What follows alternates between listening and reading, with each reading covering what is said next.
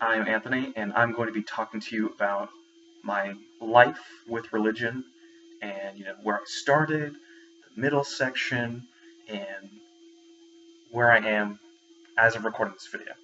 So in the very beginning, I was raised Lutheran. I was raised loosely Lutheran.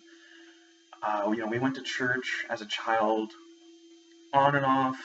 I didn't really like going because I was 5, 10, 6 years old, elementary school. I had more energy than ever, and I never wanted to sit still.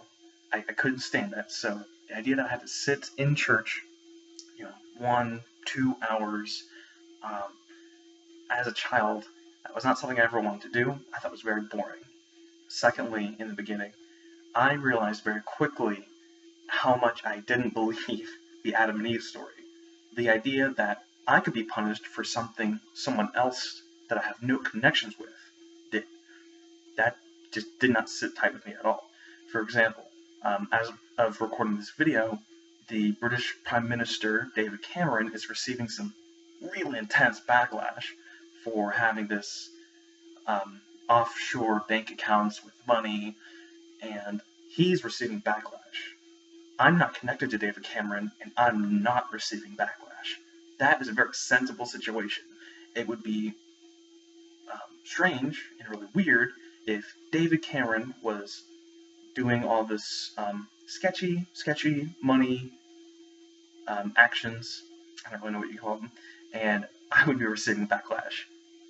That doesn't make any sense. It's very strange.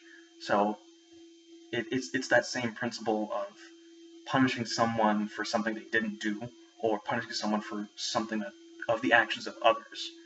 From a very early age, I realized that was strange.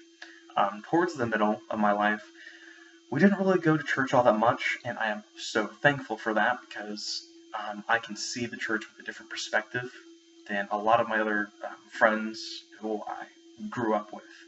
So that was really nice. We were seasonal Christians, is what people call them, around here. We go for Christmas and Easter, and we don't go for pretty much any other.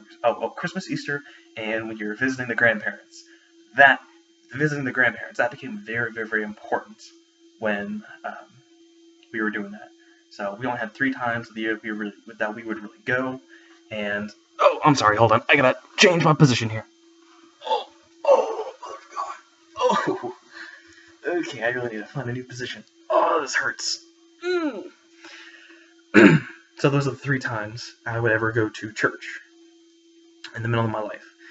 Now, fast forward to pretty much the end of my life. Not end of my life, but the most recent section of my life. I went to college. I realized that there were other people and other religions out there.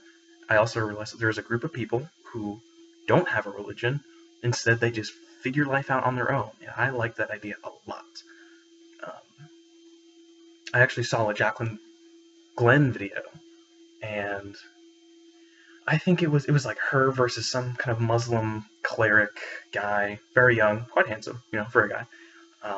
And she was just tearing him a new one. It was hilarious. I loved watching what she was doing, and I agreed with everything that she was saying.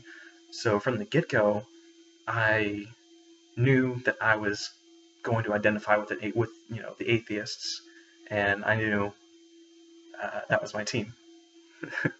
I knew, and once I realized that I wasn't religious, I realized how much pressure I was putting on myself. Because it's when I took off that cover of religious that I realized how much more I could breathe. I realized how much more free I could be, and how much more happy I was. Because once I finally came out as an atheist, I felt this unbelievable amount of joy and freedom and happiness. It's something I had never experienced before. It was like being true to myself was just a huge relief. I didn't know how much pressure I was under until I took the cover off, until I took the figurative religious weights off my body, and I realized how much more I could breathe.